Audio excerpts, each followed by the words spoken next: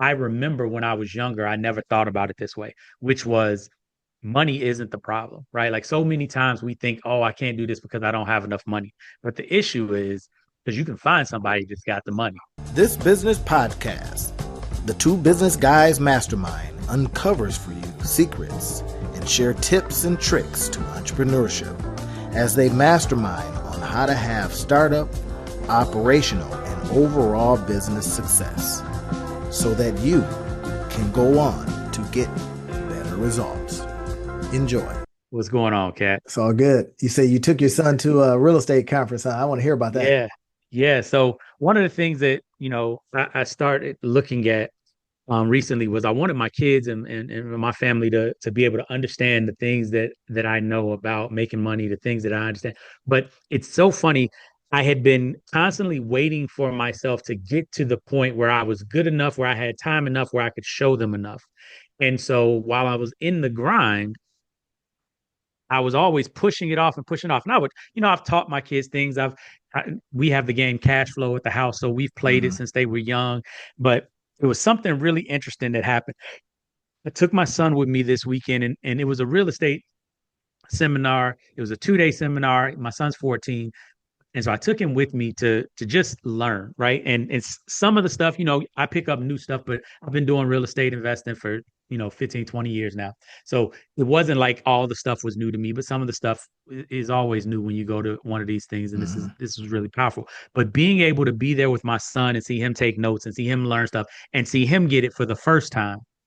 And something that happened, with that, we came back from the 2 days, and my son, for the first time, he was excited about real estate. Now, I've been talking about real estate What? for, since he was a kid. But we Uh, came back, we played cash flow, and he's excited to play the game now because he's like, I understand it now. Like, I get it. I understand how the deals work. And he understands how to calculate cash on cash return. He understands how to have exit strategies. He understands all the mm, different things that they talked about, which for me, right, for us as former real estate investors, like that's old news, right? It's stuff that we already understood, that we know, that you've seen, you've read, but it was something I didn't realize how powerful it was going to be for me to to watch see him. that I could get him that information and to watch that transformation happen because he gets it now. And if I understood what he understood at 14, Mm. right? Because one of the big things that we took away from the conference this weekend that really impressed upon me was something that I remember when I was younger. I never thought about it this way, which was money isn't the problem, right? Like so many times we think, oh, I can't do this because I don't have enough money. But the issue is because you can find somebody that's got the money. Say what? I said, like what you said there. Yeah, Money yeah, isn't the problem. yeah. Money isn't the problem. And my son gets it. Like he hasn't built up the I've got to figure it out myself.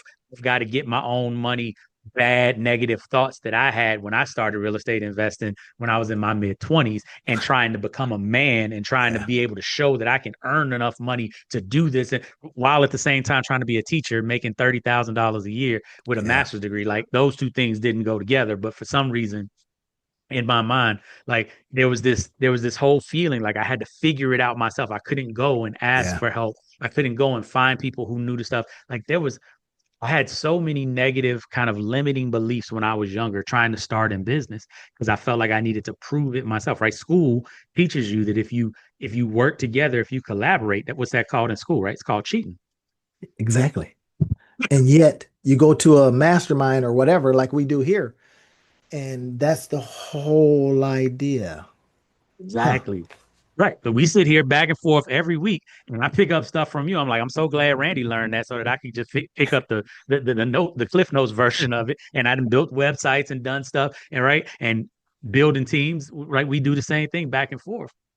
But it was so cool, and I guess the thing that I wanted to say to our audience, right, if you've got kids and I know you had a story where you were helping your son use like your VA and do some different things and right Oh like yeah. I He's think on jam now. there you go, right? Like talk about that and because the thing that I think that well let me ask you this because that's the experience that I have, but I think that there's a lot of entrepreneurs that are stuck thinking like I thought. which is you've got to get completely there. You've got to figure it Yeah. all the way out before you can Yeah. start teaching your kids, before you can start training your kids. Yeah. What would you say about that? And it's absolutely false. We just think that because this is what we've been taught. You get the degree, you turn the degree in to get a job.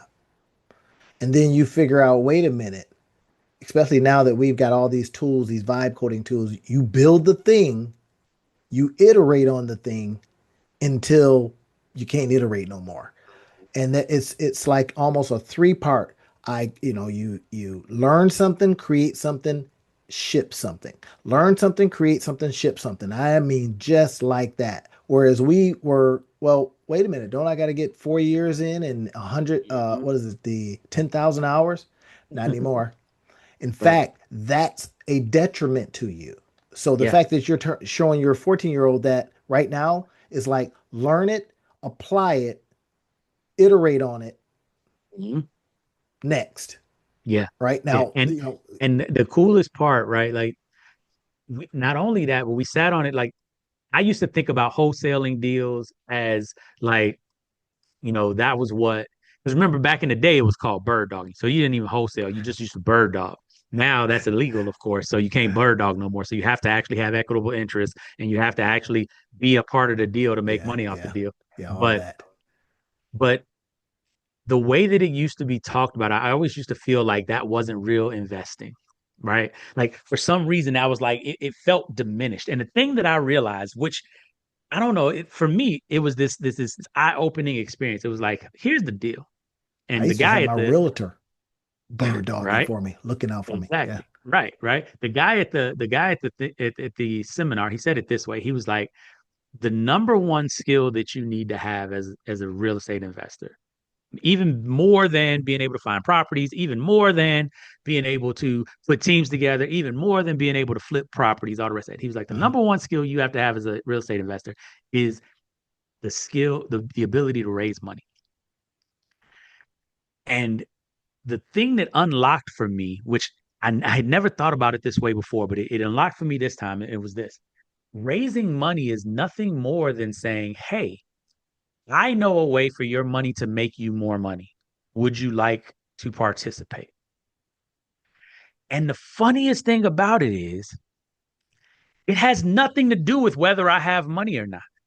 It's a service for the person that has money. Even if I'm broke, even if I ain't got no money, if I have a deal where this person that has 100,000 or 200,000 or $300,000 sitting in a annuity, sitting in a stock market or in a mutual fund where they're making 8 or 9%, maybe per annum, right?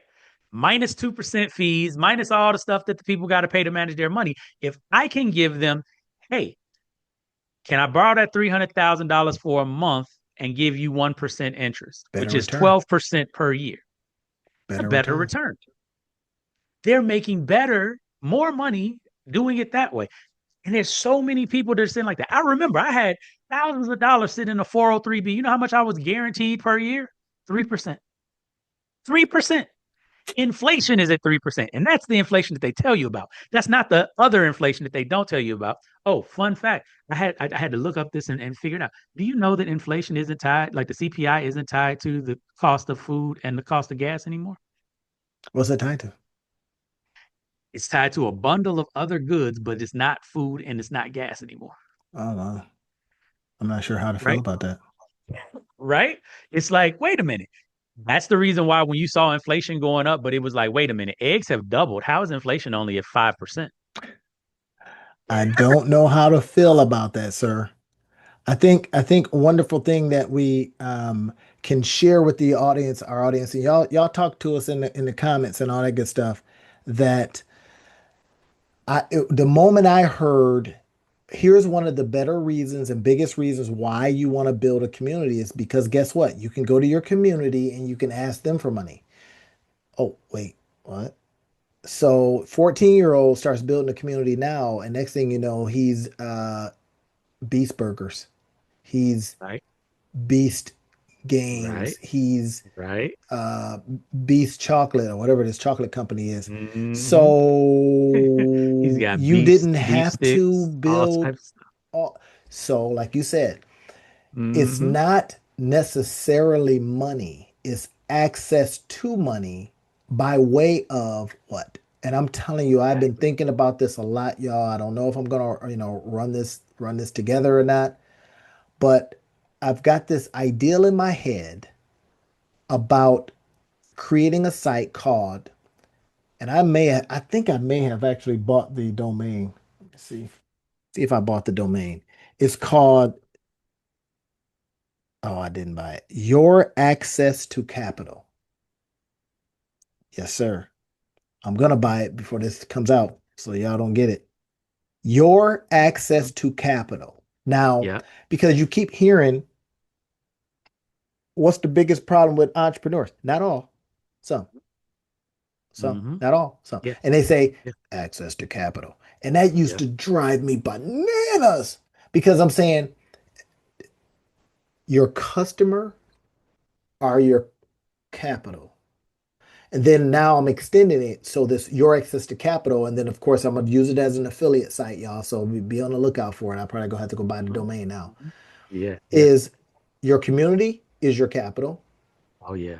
Your and then I'm gonna just have all of these things. So I'm gonna say it's your access to capital, and then I'm gonna say link, link, link. Those sites print money, by the way, Yeah. Yeah. No, no, because no, I people agree. are gonna be, and then I Yeah, just because definitely. access to capital was taken already, but your access to capital, yours. So then now that now that we've got our AI tools, I can say and go and plug in what you need. This thing is gonna automatically match you up with the Yeah. whether Yeah. it's a credit card, whether it's a so and so, Mm-hmm. and then I get the affiliate bump from wherever I Mm-hmm. have that match. Yeah. Oh, that's perfect. Yeah. Yeah. That's So, perfect. so here's one other thing. Here's one other thing that we heard this weekend. I want to get your thoughts on it. The speaker said, cost doesn't matter. He said cost doesn't matter. Cost doesn't matter. Okay. Return on investment is everything. Yeah. ROI. Yeah. And What do and you think? What do you think about that? I want to think about it a little differently. Return on asset. Because if we're thinking about real estate itself as a capital appreciation tool, then cost don't matter. What's the return? Now, you can dig into that and kind of like, turn it upside down and go, well, if you buy it lower, then you get more, blah, blah, blah back. But if you can see a trajectory whereby the rents that you're going to get from this, or if you have land, whatever you put on that Mm-hmm. land is going to return you on Mm-hmm. your capital, on your Mm-hmm. asset. That's all that Mm-hmm. matters. If you can say that, okay, hey, this property after everything, it appreciated by X. That's a return on that asset of X. Mm-hmm. Mm-hmm. And if you go on my best years, I got 12% Mm-hmm. in the stock market, whatever it is, without all the risk and all the worry and all that kind of stuff, then that thing is giving me Yeah. more than that is golden. Then now that piece Yeah. of No, prop, I and, like and that. the great thing is to let him see that it is something that appreciates your capital, period, versus the Yeah. bank. Yeah. Something. Now that comparison is really important, right? If you have your capital in the bank, if you have your capital sit in a CD or the savings account. But something else that really stuck out to me is like that applies because I think a lot of times people do it and they just look cash on cash return. But one of the things that I thought was really powerful is being able to look at it not just cash on cash return, but return on investment being a calculation of time and money, right? And you and I talk about this a lot, right? Mhm. How much is your hour worth? And how do you calculate how much your hour is worth? And I've been really thinking about this recently, and maybe we could do a show on this a little bit later. But I think that there needs to be a standard calculation for how much somebody's hour is worth, because right, I feel like a lot of times we put out arbitrary numbers and we put out just different things, but when you really look at how much your hour is worth, my thought process, and I still got to tweak this a little bit, but what I'm starting with right now is I feel like you need to look at what you earn in income for the year and divide that by the number of hours that are in the year. Oh yeah, yeah. And that's how much your I do it hour now. is worth, I do it now. I got right? mine down to And so that's not working hours. That's total hours right. that What you you are want to awake during the year. This is how much your hour is worth. And so when you go put time and money into a project, you should calculate your hours and bro. your money that you put into it when you're doing your return on There's a investment calculation. there's a really and I got it still here, a really interesting system that is used, and I got it down. It's a series of things, right? How many hours do I want to work? Okay, how many hours can you really bill? Because when you go, Mhm, hey, if I worked a 40-hour job for 52 weeks, that's 2,080 hours. mhm, But this is what I would do, is I would say, well, I want to take a month off a year. mhm, So I got it down to something like 1,920 hours. So then if you say, well, if I want to earn $1 million a year, I'm going to mhm, divide that by 1,920 hours to do it. And a mhm, number pops up. Boom. mhm. Yeah. Once that I number think pops up, I it think we was should it talk was about something that in like our $686 yeah, I an think we hour should or something. I think we should dig into that in our next talk because I think there's a number of different ways that we can look at that. And I want to dig into that next time we chat. That would be good. All right, y'all. That's All it. right. We'll talk to you next time. See y'all next time, everybody.